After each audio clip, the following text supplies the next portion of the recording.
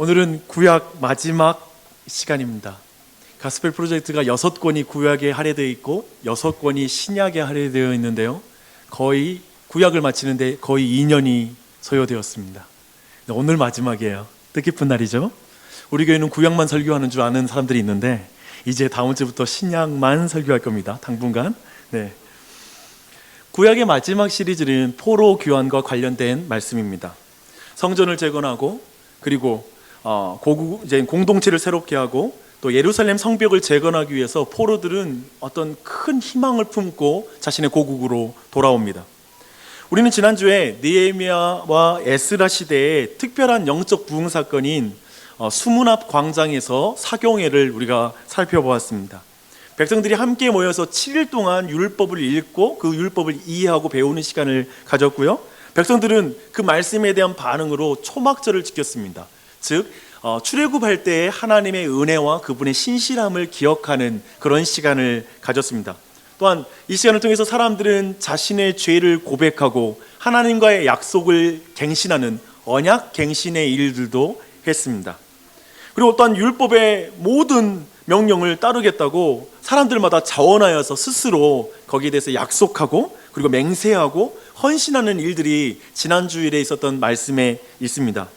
어때요? 모든 사람들은 이제 성전을 짓고 예루살렘만 재건하면 이제 하나님이 약속하신 예언자들을 주셨던 그 하나님의 말씀이 이제 이루어질 거라고 깊이 마음 가운데 희망하면서 소망했어요. 드디어 그날이 왔다라고 생각했을 것입니다. 이제 메시아 곧 참된 왕께서 오셔서 이제 나누어졌던 그 나라를 통일시키고 그리고 모든 민족의 이 예루살렘으로 나와 하나님 백성에게 나와서 복을 받는 그런 하나님의 역사를 기대했을 것입니다. 우리는 지난주에 거기까지 봤어요. 그 지점까지 봤어요.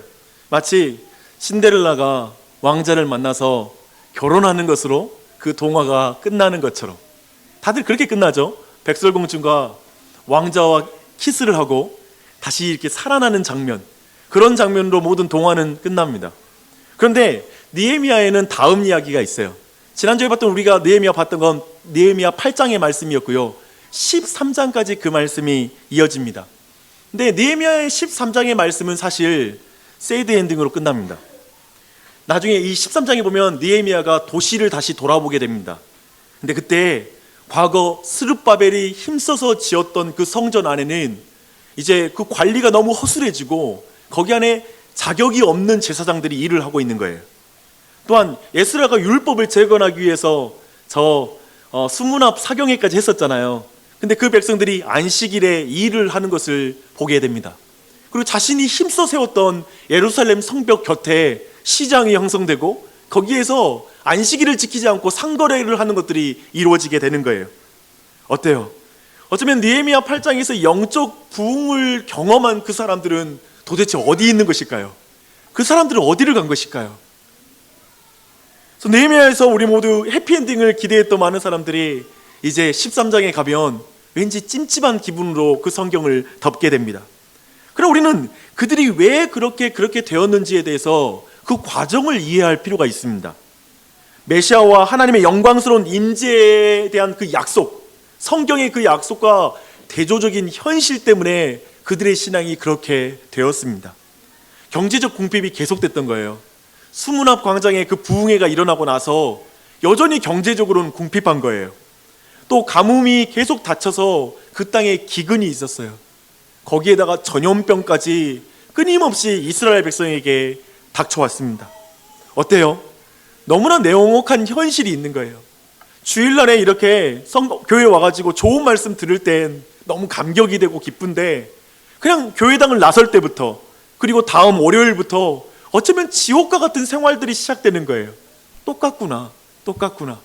그런 과정 속에 마음이 차근차근 무너지기 시작하는 것이죠. 페르시아의 지배는 계속됐어요. 옆에 이웃 가운데 있는 이웃 나라들의 어떤 모함과 공격들은 계속 지속됐어요. 유다 백성들은 여전히 힘이 약한 상태로 계속 그 상태가 지속되는 거예요. 좀 좋아질 줄 알았는데, 하나님께 돌아와서 영적 부흥을 경험하면 인생이 좀 펼 줄 알았는데 그게 안 되는 거예요. 사람들은 분명히 살아계신 하나님에 대해서 부인하지 않아요. 이제 유일하신 하나님에 대한 신앙을 거부하고 노골적으로 우상 숭배하는 사람은 그 당시에 없었어요. 분명히 그들의 믿음은 분명히 전통적인 신앙이었어요. 하지만 현실적인 문제를 해결하지 못하는 하나님을 향해 냉소적인 마음을 갖기 시작하는 거예요. 냉소적인 마음. 그래서 이렇게 말하는 거예요. 하나님, 저는 하나님이 살아계신 것을 부인할 수는 없겠습니다. 하지만 하나님이 제 인생에 보이지 않는 것도 현실이에요. 하나님이 하신 약속은 거창하지만 내 인생은 초라하기 그지없단 말입니다. 제발 미래를 약속하지 말고 현재를 바꿔주십시오.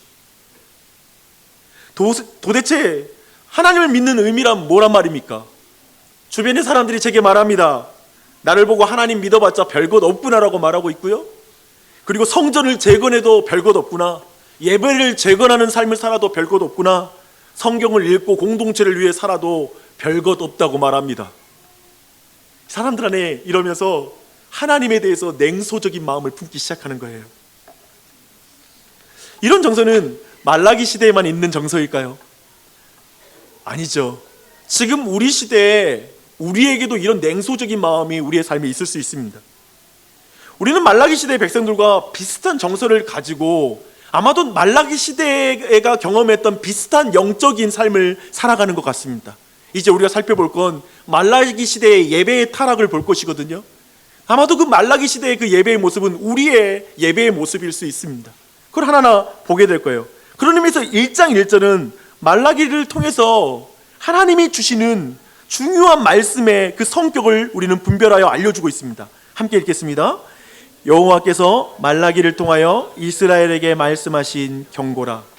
근데 여기서 이 경고라는 게 이 말씀의 성격이잖아요. 근데 이 경고는 매우 잘 번역된 번역입니다. 이걸 영어로는 burden이라는 단어를 사용합니다. 아주 좀 한마디로 말하면 이 하나님의 말씀은 우리 모두에게 듣기에 굉장히 부담스러운 말씀이란 뜻입니다. 부담스러운 말씀. 하나님은 백성들과 논쟁하면서 이제 그들의 신앙의 속살을 확연하게 드러낼 거예요. 오늘 그 시간을 가질 것입니다. 늘 그런 것처럼 오늘 말씀도 가능한 대로 저는 말씀의 결과 그 표현들을 최대한 그대로 따라갈게요. 근데 미리 말씀드립니다. 오늘 말씀은 여러분에게 매우 부담스러운 말씀입니다. 듣는 내내 불쾌할 것이고요. 매우 마음 가운데 불편한 마음이 계속 마음에 있을 거예요. 하지만 하나님의 말씀이 부담스럽더라도 하나님의 말씀이니 그걸 받아야 된다라고 믿고 받으면 은혜가 될 줄 믿습니다. 아멘. 최근에 그런 우리 새가족분 만났어요. 되게 오카는 목사님을 존경한다고. 근데 오카는 목사님이 존경하는 이유가 중요하더라고요. 그 중요한 게 뭐냐면 성도들의 어떤 오늘날 달콤한 말, 그 듣기 좋은 말이 아니라 오카는 목사님은 늘 정말 사람들이 듣기 싫더라도 하나님의 말씀을 그대로 전하는 목사님이었다라는 말씀입니다. 아마도 우리 모두가 오늘날 이 시대가 어떠한 풍조인지 우리는 잘 알고 있지만 오늘 말씀이 우리 모두에게 정말 그런 부드러운 마음으로 듣는, 그리고 이 말씀을 있는 그대로 받아 하나님의 은혜를 받는 시간이 되기를 바랍니다. 1장 2절을 보겠습니다. 여호와께서 이르시되 내가 너희를 사랑하였노라 하니 너희는 이르기를 주께서 어떻게 우리를 사랑하셨나이까 하는도다. 지금 이것이 이스라엘 백성, 말라기 시대의 이스라엘 백성의 정서예요. 하나님이 야 내가 너를 선택하여 특별하게 사랑한단다 라고 이렇게 말하니까 갑자기 화딱지가 나는 거예요. 그냥 속상한 거예요. 그래서 이렇게 말하는 거예요. 아니 어떻게 우리를 사랑하셨습니까? 이제 오늘 보겠지만 이스라엘 백성은 무조건 이렇게 말해요. 어떻게 사랑하셨습니까? 제 비참한 인생 보이십니까? 도대체 뭘 어떻게 사랑했단 말입니까? 라는 이렇게 그는 말합니다. 말라기는 보세요. 정치적, 경제적, 영적 결핍 때문에 하나님의 사랑을 의심하는 사람들의 그 의심을 처음부터 적나라하게 드러내요. 잠시 우리는 이스라엘 백성의 예배의 타락 문제를 다룰 거예요. 말라기는 그 타락의 문제를 6번의 대화 가운데 우리에게 설명하고 있는 게 말라기의 구조입니다. 그런데 모든 문제의 뿌리가 어디 있는지를 1장 2절이 말하고 있습니다. 그것을 통해서 우리는 이해할 수 있어요. 모든 문제의 뿌리가 어디냐면요, 마음이에요. 그 마음, 하나님의 백성의 마음에 하나님의 선하심을 의심하는 마음이 있어요. 그래서 하나님의 사랑과 자신이 생각하는 하나님의 사랑 사이에 간격이 있어요. 하나님이 사랑한다고 말했을 때 언제 사랑했는데요? 어떻게 사랑했는데요? 이렇게 하나님 사랑과 내 사랑이 차이가 있는 거예요. 그래서 성경을 읽고 설교를 통해서 하나님은 당신을 택하셔서 특별하게 당신을 사랑하십니다. 하나님은 당신과 약속하신 그 사랑을 신실하게 이루시는 그 사랑의 하나님이십니다 라고 말하면 속에서 불편한 감정이 일어나는 사람들이 있어요. 아니, 하나님이 언제 저를 사랑하셨는데요? 도대체 어떻게 하나님이 저를 사랑하셨는데요? 사랑 타령 그만하고 사랑하면 내 문제나 좀 풀어주란 말입니다 라는 말이 나오는 거예요. 아실 거예요. 작은 질병 하나에 시달려도 우리는 이 말 나와요. 인생 문제 하나 안 풀리기만 해도 우리는 이 말 곧바로 나와요. 왜 우리를 이걸 부정할 수 있겠습니까? 그렇게 계속 예배당 안에 하나님과 마음의 거리를 두고 있는 사람이 있어요. 교회 밖에 하나님과 마음의 거리를 둔 사람이 아니라 교회 안에 하나님과 마음의 거리를 두고 예배를 드리는 사람이 있어요. 마음에서 하나님과 하나님의 말씀을 차갑게 비웃는 마음이 있는 거예요. 말씀드리면 그래? 그럼 왜 내 삶이 이런데? 이런 마음에 냉소적인 마음이 있는 사람이 있어요. 그게 바로 왜 그런지 말라기가 그 부분을 우리에게 말해주고 있습니다. 두 번째 논쟁이 시작됩니다. 하나님의 사랑에 의문을 제기한 첫 번째 논쟁을 역전시키는 논쟁이 두 번째 대화에서 나와요. 쉽게 말해서 하나님은 이제 6절부터 쉽게 말해 하나님이 이렇게 말씀하십니다. 내가 너희를 어떻게 사랑했느냐고?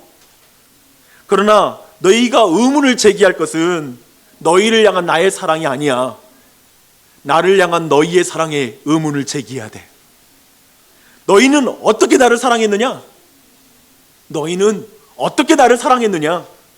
도대체 나를 공경함과 두려워함이 어디에 있느냐? 나를 멸시하면서 나를 사랑한다고 말하느냐? 이렇게 반문하는 거예요. 그래서 바로 이스라엘 백성이 따박따박 말대꾸예요. 오늘 본문 보면 이스라엘 백성이 얼마나 따박따박 말하는지 몰라요. 뭐라고 하냐면 아니 우리가 어떻게 주의 이름을 멸시하였나이까? 라고 물어봐요. 이스라엘 백성이 대답해서 한 가지 우리 모두가 분명하게 확인하고 정리할 게 있어요. 뭐냐면 첫 대화에서 하나님이 이스라엘을 사랑했을 때에도 뭐라고 말했냐면 어떻게 사랑했나이까? 라고 물어보고 있고요. 두 번째 대화에서도 어떻게 주님의 이름을 멸시하였나이까? 라고 물어봐요. 분명한 것은 이스라엘 백성은 자신들이 하나님을 사랑하고 있다고 생각했어요. 그렇죠? 또 한 가지 그들은 주의 이름을 멸시한 적이 없다고 생각하는 거예요. 이것을 우리는 자뻑이라고 말할 수 있고요. 다른 말로 자기 기만이라고 말할 수 있어요. 스스로 속았다라는 거예요. 이건 현대 교회에서도 일어나는 심각한 문제예요. 현대 교회도 스스로 속는 문제가 굉장히 심각해요.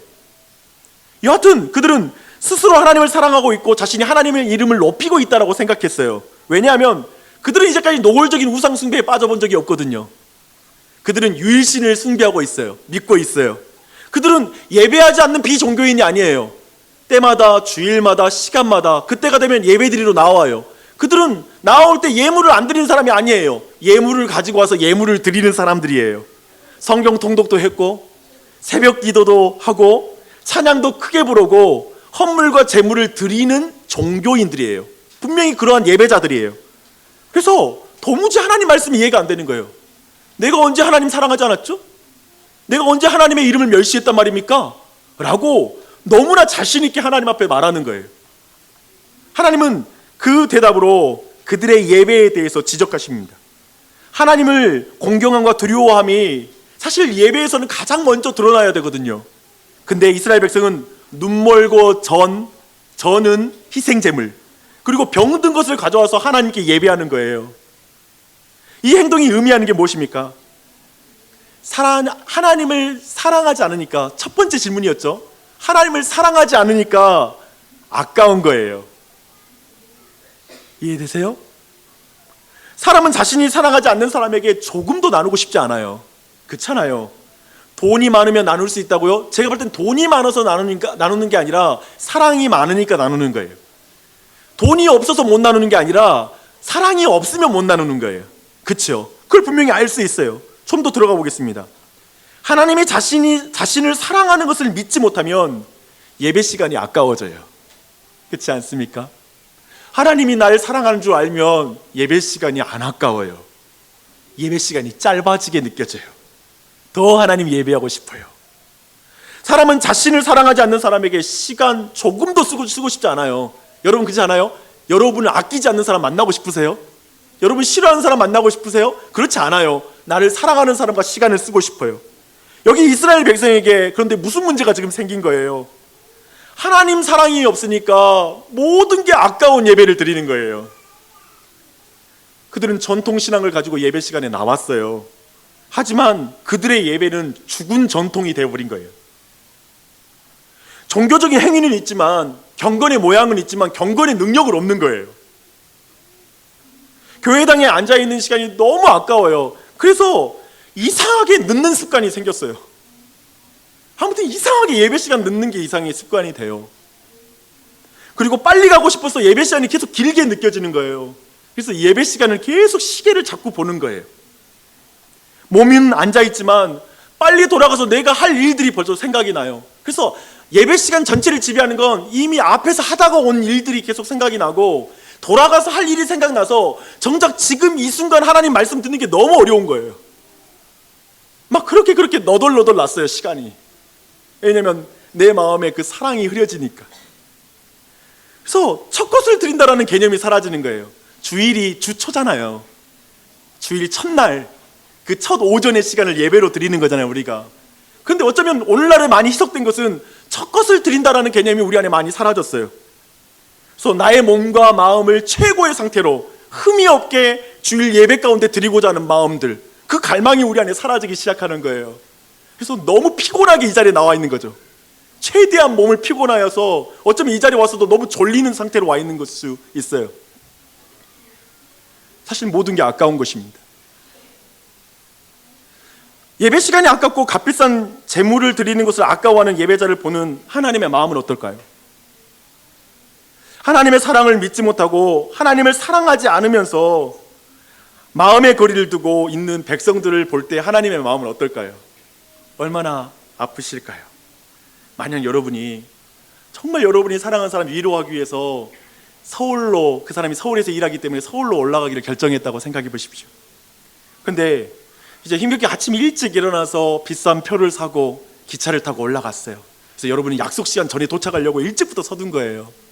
또 그 사람이 그때밖에 시간이 안 된대. 오전 10시 첫 차 타고 올라갔어요.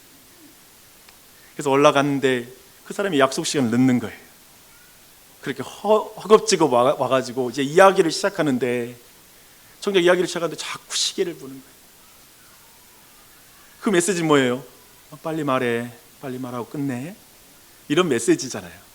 그러니까 내 마음이 여러 가지 불편하고 속상하죠. 내가 어떤 마음으로 왔는데, 여기까지 어떻게 왔는데 이렇게 하나. 어쩌면 그 마음 가운데 이런 생각이 스칠 거예요. 너가 나를 정말 무시하는구나. 야, 어떻게 아무도 모르는 사람 앞에서도 이럴 수 없을 텐데 너가 이럴 수 있니? 야, 너의 직장 상사 앞에서도 이럴 수 있겠니? 좀 이런 마음이 들 거예요. 왜냐하면 정말 무시당한 느낌이 드니까요. 그래서 오늘 말씀 보니까 하나님도 되게 직접적으로 우리에게 표현해요. 너희들은 그 병들고 흠 많은 재물을 너희 총독에게 선물로 줄 수 있겠니? 그가 그런 재물을 기뻐하며 받아들일 수 있겠니?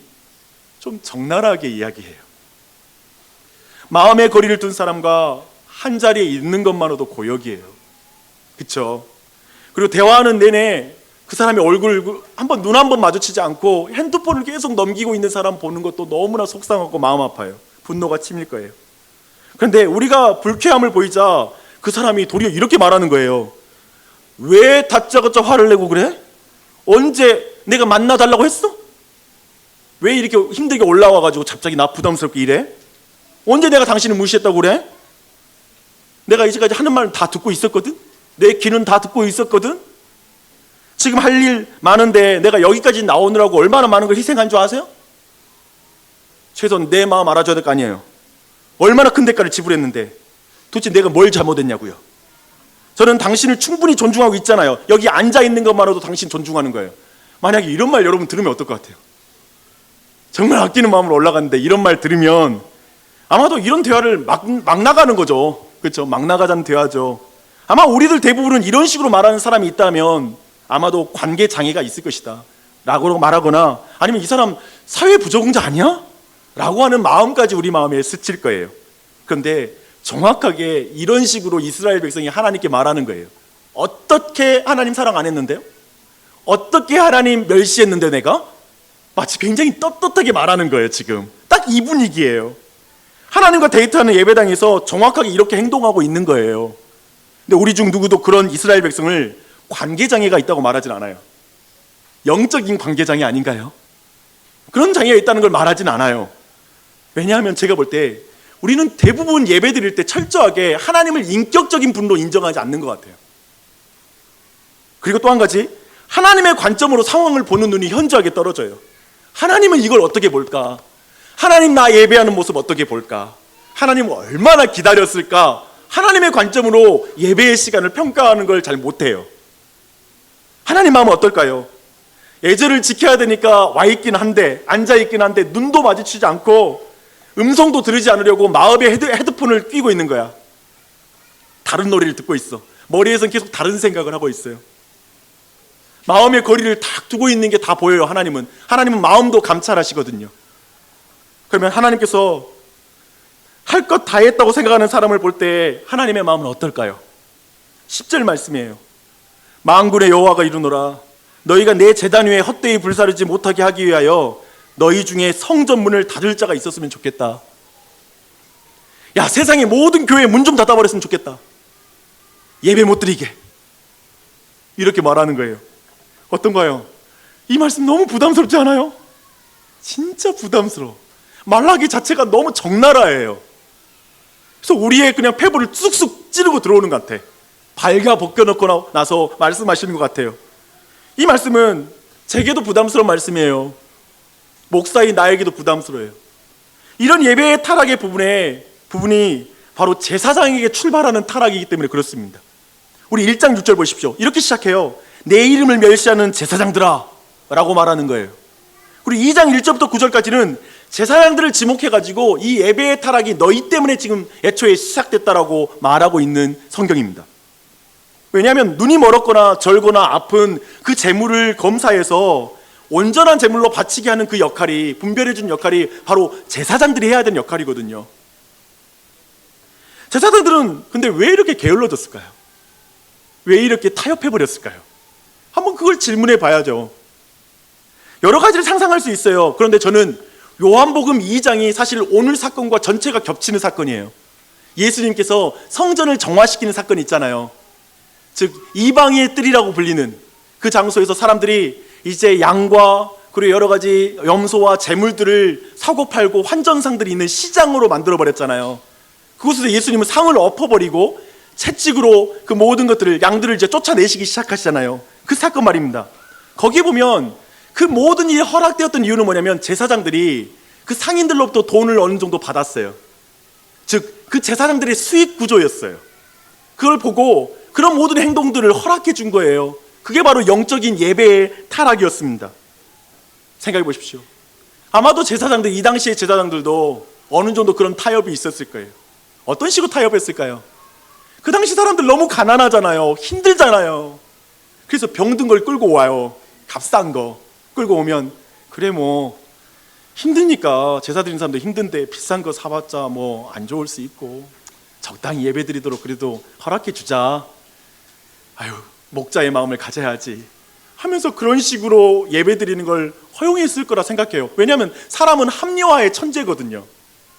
그리고 정말 합리화시키는 데는 엄청 그 전문가들이잖아요. 그래서 이렇게 예배 드려도 괜찮아, 이렇게 해도 괜찮아 라고 하면서 타협했을 것입니다. 왜냐하면 조금 있으면 다루겠지만 그 당시 사람들이 11조를 내지 않아서 이미 제사장들과 레위인들이 궁핍한 상황이었어요. 그런 의미에서도 그들은 다른 수익 구조를 만들어낼 필요가 있었을 거예요. 그래서 적당히 그런 모든, 쉽게 말하면 먹고 살기 위해 적당히 서로에게 좋은 식으로 예배가 바뀌고 말씀의 기준이 낮아진 거예요. 그래서 다른 메시지를 정하기 시작하는 거예요. 제가 왜 이 말씀이 목사에게 부담이 된다고 말씀드린 줄 아십니까? 오늘날 목회자들도 그래요.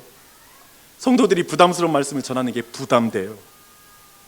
시험에 들까봐 또 교회를 떠날까봐 걱정하는 경우도 있다고 합니다. 그래서 그대로 말씀 그대로 전하는 것에 굉장한 유혹을 받아요.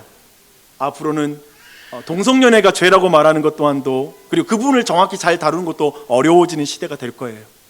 미국 교회는 실제로 그러니까요. 많은 부분이 다를 거예요. 당연히 교회에 온 것만으로 고맙다는 말이 있잖아요. 성도들 교회 온 것만으로도 고마워해야 된다, 이런 말을 목사들끼리 해요. 저는 그 말에 대해서 일견 어떤 말인지 이해하고 성도들에게 고마움을 느낍니다. 그런데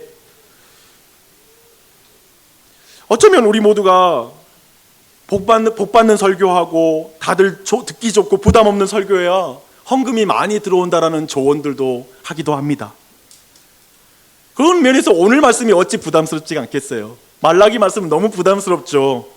참으로 우리 모두에게 부담스러운 말씀을 하나님이 하시는 것입니다. 근데 부담스러운 말씀 들어야 됩니다.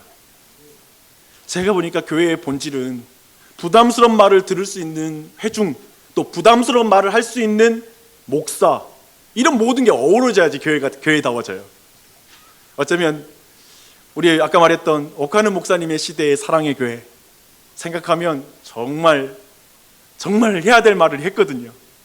근데 그때의 사람들이 그 교회를 칭찬했죠. 그러나 어쩌면 지금의 모습은, 어쩌면 오늘날 많은 시대의 많은 교회들의 모습이 그냥 어떻게 그렇게 듣기 좋은 말들 가운데, 사실은 듣기 좋은 말을 하면 또 모두가 싫어하는 시대, 그런 거 아닐까요? 그래서 나는 우리 교회가 끊임없이 이 말씀의 중심 잘 지켜야 된다고 믿습니다. 그렇게 함께 나아가십시다.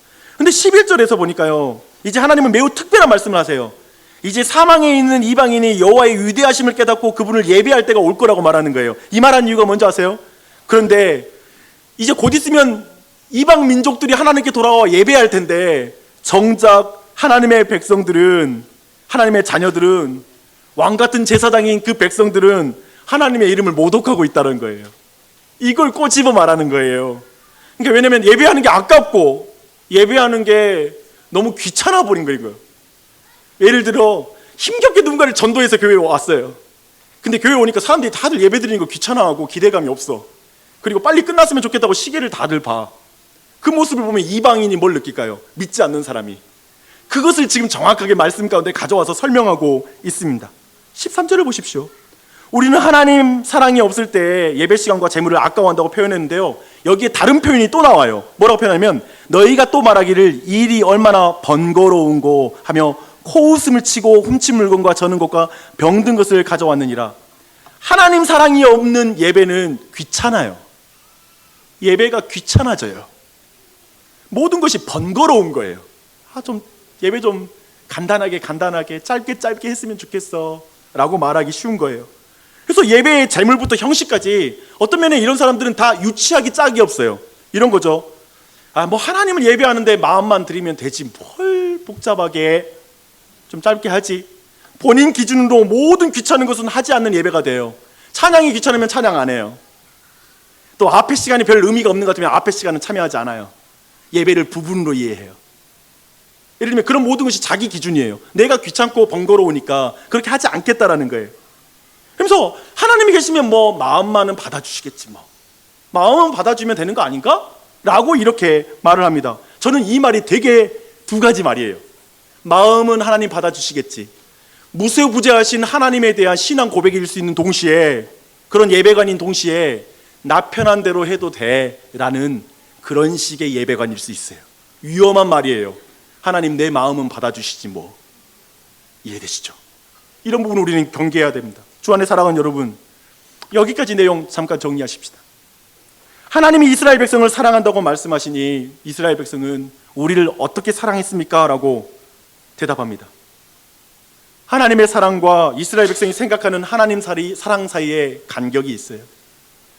또 이어서 하나님은 이스라엘 백성이 질문하세요. 그렇다면 너희는 어떻게 나를 사랑했는데? 사랑하지 않았지 않았느냐? 나를 멸시하지 않았느냐? 라고 질문하세요. 그래서 이스라엘 백성은 아니 어떻게 사랑하지 않았습니까 우리가? 어떻게 멸시했단 말입니까? 라고 다시 반문해요. 하나님이 생각하는 하나님 사랑하는 것과 우리가 생각하는 하나님 사랑하는 것 사이에 또 차이가 있어요. 지금 두 가지 차이를 말씀드렸습니다. 결국 여기에서 요약하는 건 이거예요. 계속해서 사람은 내 생각대로 하나님께 사랑해달라고 뗐어요. 내 방법대로 사랑해 주세요. 내가 원하는 대로 사랑해 주세요. 그렇지 않으면 하나님 사랑을 안 믿는 거예요. 이거 또 하나, 내 생각대로 하나님 사랑 받으셔야 돼요. 내 방식의 예배 받으세요. 내가 시간 써주니까 감사함으로 받으세요. 나 중심적으로 예배하는 거예요. 이렇게 본다면 우리의 예배의 타락의 시작은 어디예요? 그 뿌리는 바로 자기 중심성이에요. 나를 사랑하는 것, 내 기준, 내 자신. 자기 자신이 똘똘 뭉쳐있을 때 나타나는 예배 현상이 뭐라고요? 예배 시간이 아까운 거예요. 예배에 드리는 모든 마음이 아까워져요. 그리고 예배가 귀찮아져요. 그게 우리 안에 있는 영적인 현상으로 나타나요. 그리고 피상적인 예배가 드려지기 시작해요. 몸만 있고 마음은 없는 예배, 행동만 있고 중심은 없는 예배. 그래서 매우 종교적인 예배가 드려져요. 릴레이션스는 없어요. 단지 릴리저스예요. 관계는 없고 그저 종교적인 예배가 드려져요. 그래서 교회 안에 종교인들이 넘쳐나기 시작해요. 그러면서도 사람들은 모두 자기 기만에 가득 차 있어요. 아니, 내가 이 정도 예배 드렸으면 예배 드렸지, 하나님 사랑한 거고 하나님 기뻐 받으시겠지 뭐, 이런 식으로 매우 떳떳해요. 그리고 어떠한 회개도 없어요. 심지어 제사장들도 타협해버렸어요. 이 내용이 지금까지 내용이에요. 이렇게 잘 정리해 놔야 이제 매우 부담스러운 주제인 11조에 대한 본문을 다룰 준비가 된 것입니다. 저희 교회에서 처음 11조에 대한 이야기를 해요. 근데 제가 말하고 싶은 뭐냐면, 오늘 자칫 여러분이 이 부분을 정확히 이해하지 않으면 저는 오늘 설교가 자칫 오해를 받고 설교가 끝날 것 같아요. 잘 듣지 못하면 부담스러운 설교가 될 거예요. 다시 한번 말씀드립니다. 잘 들으면 부담스럽지 않을 거예요. 3장 7절에서 하나님은 이렇게 질문하세요. 너희가 나의 규례를 떠나 지키지 아니하였도다. 그런즉 내게로 돌아오라. 그리하면 나도 너희에게 돌아가리라 하자 이스라엘 백성들이 대답해요. 우리가 어떻게 해야 돌아가리까? 라고 대답합니다. 또 어떻게 해야? 근데 이 어떻게라는 게 어떤 의미냐면요, 아니 우리가 애초에 하나님을 떠난 적이 없는데 뭘 돌아갈 곳이 어디 있습니까? 라는 말이에요. 돌아갈 게 어디 있습니까? 떠난 적이 없는데. 지금 그들은 여전히 하나님 곁에 있다고 생각해요. 몸이 성전에 있으면 하나님 곁에 있다는 것이죠. 제사를 행동으로 하고 있으니까 하나님을 사랑하고 있다고 생각해요. 형식상 유일신 신앙을 가졌고 우상을 안 섬기니까 자기는 우상 숭배자가 아니라고 생각해요. 그래서 이렇게 말하는 거예요. 아니, 하나님께 멀어졌다니요. 우리가 이것도 하고 저것도 하지 않습니까? 제발 죄책감 갖게 하지 마십시오. 결국 죄책감을 갖게 해서 민중들을 결국 속박하여서 우매한 신의 노예를 만들거나 종교 권력을 확장시키기 위한 것이 바로 죄책감 아닙니까? 그럼 죄책감을 주지 마세요. 제발 좋은 말 좀 해주세요. 일주일 내내 힘들었습니다. 주일이라도 좀 좋은 말 좀 듣게요. 라고 말할지 모릅니다. 그리고 나서 하나님은 또 말씀하세요. 근데 너희들은 하나님의 것을 도둑질하는 삶에서 돌아오라. 지금 이 말이 뭐냐면, 돌아오라는 말은 뭐냐면 너희들이 하나님께 도둑질하는 삶에서 돌아오라는 말씀이에요. 그렇게 이해하면 돼요? 당연히 백성들이 대답합니다. 아니, 우리가 어떻게 주의 것을 도둑질했습니까? 라고 또 질문해요. 제가 지금 계속 확인하는 게 뭔지 아세요? 이 두 가지를 계속 대비하면서 지금 이스라엘 백성은 거대한 관념적 종교에 빠져 있다는 거예요. 마음의 종교에 빠져 있다는 거예요. 그리고 그 마음의 종교, 자기 생각하는 것이 자기인 양 생각하고 있다고요. 지금 이것이 굉장히 중요하고 오늘날 우리에게 적용할 수 있는 중요한 지점이에요. 여기에 제일 잘 속는 사람이 누군지 아세요? 목사예요. 목사는 아침부터 저녁까지 모든 게 종교화되어 있어요. 그러니까 자기는 하나님 앞에 사랑받는다 생각하고 문제 없다고 봐요. 전 그게 제일 두려워요. 그래서 저는 영적인 그 분야로 들어가는 신학생들을 말리고 싶은 거예요. 말려도 가면 소명이 있는 거지만 말려서 안 가면 그거야 소명이 없는 거 아니겠습니까? 우선 말리고 봐야죠. 근데 내가 느끼는 게 그거예요. 너무 위험해요. 너무 자기 기만에 빠지게 너무 쉬운 게 목사예요. 그리고 어쩌면 이 시간 교회에 나와 있는 사람, 아침 기도하는 사람, 큐티하고 통독하는 사람, 그 사람이 제일 속기 쉬워요. 그걸 여러분에게 말씀드리고 싶어요. 그래서 하나님은 말씀하시는 것이 뭐라면 너희가 11조와 봉헌물을 도둑질했다고 말해요. 11조와 봉헌물을 도둑질했다. 11조와 봉헌물을 도둑질했다라는 그 의미는 뭘까요? 우리는 앞의 내용을 가져와서 해석할 수 있어요. 처음부터 무슨 말이냐면 하나님의 사랑을 믿지 못하고 하나님이 나를 사랑하는 것을 믿지 못하고 또 하나님을 향한 나의 사랑이 없으면 11조가 아까운 거예요. 그게 아깝고, 그리고 11조를 내는 게 귀찮아진다라는 거예요. 11조를 하나님께 드리는 대신 자기가 가지고 있고 자기를 위하여 쓰고 싶은 거예요. 이게 결정적인 문제예요. 즉 하나님은 우리에게 이웃과 나눌 수 있는, 그리고 하나님 이웃사랑을 실천할 수 있게 많은 은사와 재물을 주셨다는 거예요. 근데 그것을 쉽게 말하면 11조를 어겼단 말은 나를 위해 쓰고 그것을 내가 가지고 있는 게 바로 그게 도둑질이라는 말인 것입니다. 따라오시죠. 그런 의미에서 11조를 한다는 건 뭐예요? 그것은 나에게 주어진 모든 것이 하나님으로부터 왔고 나는 하나님을 위해서 사용하겠습니다. 내 시간, 은사, 물질, 모든 우리 가족 또한도 다 하나님의 영광을 위해서 사용되기를 원합니다 라는 고백이 10의 1조의 고백입니다. 결코 11조의 액수가 아니라 그 중심을 보시는 것을 주목할 필요가 있습니다. 성경은 한 번도 헌물에 대한 액수로 사람을 평가하지 않아요. 우리 교회도 한 번도 평가하지 않았어요. 저도 그렇게 평가하지 않습니다. 그걸 분명히 우리는 기억해야 돼요. 그래서 11조의 문제의 핵심은 뭘까요? 마음의 문제라는 거예요. 재물을 이기적으로 사용하는 것, 자기 욕망과 자기 과시를 위해서 사용하는 것은 근본적으로 마음 상태를 나타내는 지표라는 거예요. 나를 위해서, 나만을 위해서 써. 그게 바로 그 마음의 상태를 보여주는 것이죠. 저는 오늘 신약에서 11조를 어떻게 지켜야 되는지에 대한 내용은 다루지 않을 거예요. 저는 그 부분 다루지 않겠습니다. 한 가지만 말씀드릴게요. 11조는 신약에서 율법적으로 지키는 규약이 아닙니다. 다만 이 신약에서는 분명하게 이 11조의 정신을 우리가 지켜야 되고, 사실 선교사님들이 한국 땅에 왔을 때 그 하나님의 마음으로 연보하는 것을, 그 액수를 규정하는 건 신약에 없거든요. 하지만 이 10의 1조 정도는 하는 것이 우리 신앙에 유익하다라고 결정하고 선교사님들이 먼저 그 부분을 제안하여서 교회들이 받아들여서 그걸 행하고 있는 것입니다. 여기까지만 설명드릴게요. 다만 오늘 본문에서 강조하는 걸 여러분이 주목해야 돼요. 이걸 놓치지 말자는 거예요. 봉헌은 우리의 마음의 상태를 나타내는 지표이자 우리가 하나님을 얼마나 존귀하게 여기는지 그것을 보여주는 척도라는 거예요. 우리는 마음을 수치화하는 것에 대해서 굉장한 불쾌감이 있지 않습니까? 하나님을 향한 사랑을 돈으로 보여주세요. 이런 말 들으면 뒤집어지겠죠. 이런 마치 그런 느낌이라서 굉장히 싫어요. 11조와 헌금을 생각하면 교회 회원들의 회비이지 헌금으로 하나님께 드린다라는 것은 좀 유치하다라고 생각하는 사람들이 있어요. 무슨 생각이냐면 신이 무슨 돈이 필요하단 말이야, 마음만 드리면 되지 라고 생각하며 그걸 하지 않는 것이죠. 도리어 마음만 있으면 되지 굳이 11조와 헌물과 물질로 표현하는 것은 좀 어려운 마음이 있는 사람들이 있을 것입니다.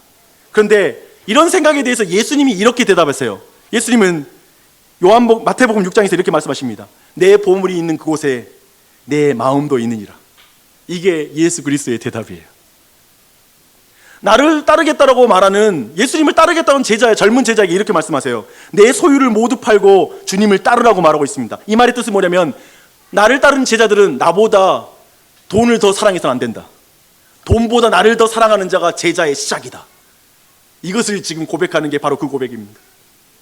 우리 모두는 이렇게 설명이 된다면 동의할 수밖에 없을 것입니다. 사람이 사랑하는 대상을 알려면 그 사람의 시간과 시간표를 보면 알아요. 이 사람이 뭘 사랑하는지, 뭐에 가치를 두는지를 알 수 있습니다. 그런 면에서 결국 하나님이 나를 사랑하시사 나의 모든 것을 채우실 줄을 믿기에 그 선하신 하나님을 사랑하기에 드리는 것이 11조예요.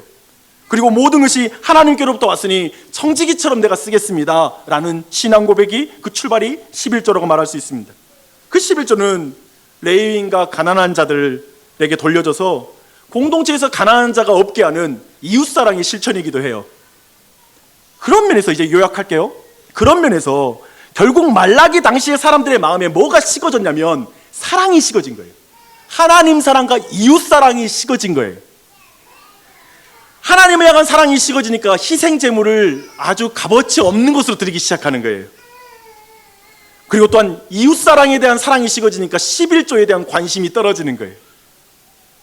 말라기를 보면 그렇게 하나님 향한 사랑이 식어지자 이웃 사랑도 동시에 같이 식어진다라는 걸 그 원리를 우리에게 보여줘요. 그거 아세요? 이웃을 사랑하는 사람은 하나님을 더 사랑할수록 사랑할 수 있어요. 우리 중등부 아이들 선생님이 더 사랑하는 방법은 하나님을 더 사랑해야 돼요. 그래야지 자녀들을 더 사랑할 수 있어요. 이 당시에는 이혼이 넓게 행해졌어요. 가난한 자를 수탈하고 고리대금이 횡행했어요. 왜? 하나님 사랑이 식어지니까.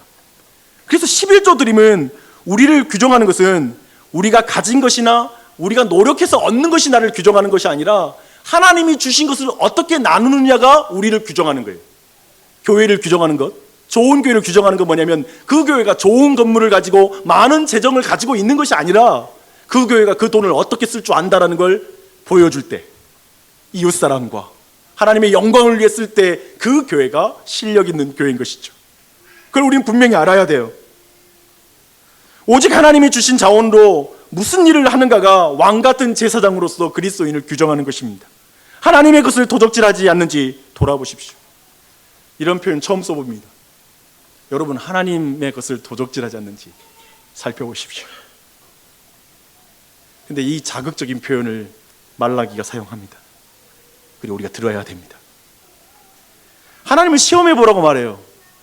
저는 이 본문을 11조 하면 바로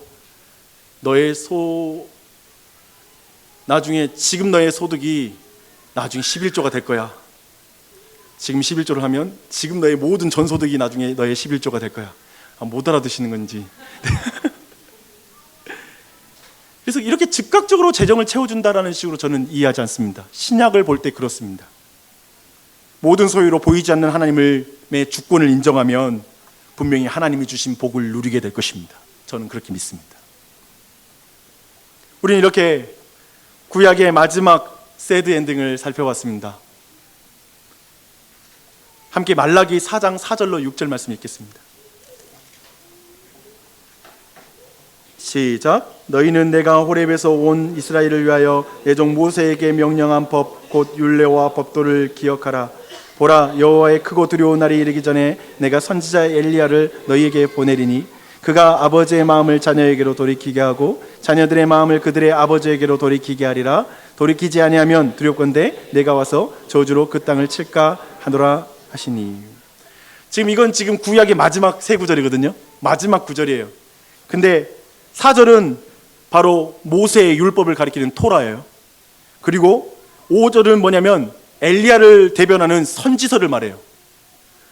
율법서와 그리고 이 선지서, 구약의 그 모든 내용이 결국 한계가 있는데 어떤 한계냐면 사람들의 마음을 하나님께 예배하게 만드는데 한계가 있었어요. 결국 예배자의 마음이 안 되는 거예요. 그리고 온전하게 예배 드리는 게 아까운 상태인 거예요. 구약은 그렇게 끝나는 거예요. 예배 드리는 게 아까워, 그리고 귀찮아, 마음으로 진짜 하나님께 돌아오질 않는 거예요. 이렇게 구약의 내용들이 마무리가 됩니다. 우리는 이 부분이 우리 모두에게 말하는 내용이 있다고 생각합니다. 사실 우리의 실력이 구약의 실력입니다. 새드 엔딩입니다. 우리는 피상적인 예배에 머물 수밖에 없는 한계를 가진 존재입니다. 그래서 우리는 어쩌면 정말 하나님 깊이 사랑하지 못하고 신앙에 머물러 있을 거예요. 우리의 인생은 흠많은 재물이에요. 온전하지 못한 재물이에요. 우리는 너무 이기적인 제사장들이에요. 그래서 정말 욕심꾸러기 제사장들이에요. 그렇게 머물러 있을 거예요. 근데 그런 우리에게 무슨 소망이 있느냐 했을 때 5절과 6절이 답을 주는 거예요. 너희에게 내가 선지자 엘리야를 보내줄 거야. 근데 이 선지자 엘리야가 나중에 세례 요한이에요. 그리고 그 뒤에 나와 있는 말씀이 궁극적으로 예수 그리스도를 통해서 성취되는 거예요. 그가 아버지의 마음을 자녀에게로 돌이키게 하고 자녀들의 마음을 그들의 아버지에게로 돌이키게 하리라. 이렇게 말씀하고 있습니다. 사랑하는 여러분, 우리 구주 예수 그리스도께서 흠없는 재물이신 예수 그리스도께서 깨끗한 재물이신 예수 그리스도께서 우리를 위해서 대속재물이 되셨습니다. 온전한 예배를 드리셨습니다. 그 예수 그리스도를 바라보십시오. 오직 그 예수 그리스도를 통해서만 우리는 하나님의 참된 예배자가 되는 줄 믿습니다. 다만 그 예수 그리스도의 사랑은 늘 우리가 기대하는 그 사랑과 차이가 있어요. 그러나 예수님의 사랑은 예기치 않은 사랑이지만, 기대하지 않았던 사랑이지만 더 큰 사랑이고 영원한 사랑인 줄 믿습니다. 더 놀라운 사랑인 줄 믿습니다. 그 사랑을 만나야 예배가 회복됩니다. 예배가 아깝지 않고요, 예배가 이기적이지 않아요, 귀찮지 않아요. 그 예수님의 사랑을 받으십시오. 그분은 우리를 위해서 십자가 달릴 때 귀찮아하지 않으셨습니다. 아까워하지 않았어요. 그분의 생명을 주는 걸. 그만큼 당신을 사랑하셨어요. 이걸 믿으십시오. 그리고 진정한 예배를 드리십시오. 짐 엘리엇이라는 20대 후반에 아오카 부족이라는 부족에게 순교를 당했던 한 선교사, 미국인 선교사는 이렇게 말했습니다. 영원한 것을 얻기 위하여 영원하지 않는 것을 포기하는 자는 결코 바보가 아니다. 영원한 것을 얻기 위하여 그 삶으로 우리가 나아갈 수 있는 것이죠. 왜냐하면 영원한 분이 나를 위해서 십자가에 달려 죽으셨으니까. 유한한 나를 위해 십자가에 달려 죽으셨으니까. 그 사랑을 내가 가지고 있으니까 우리는 그 삶을 살 수 있죠. 기도하겠습니다.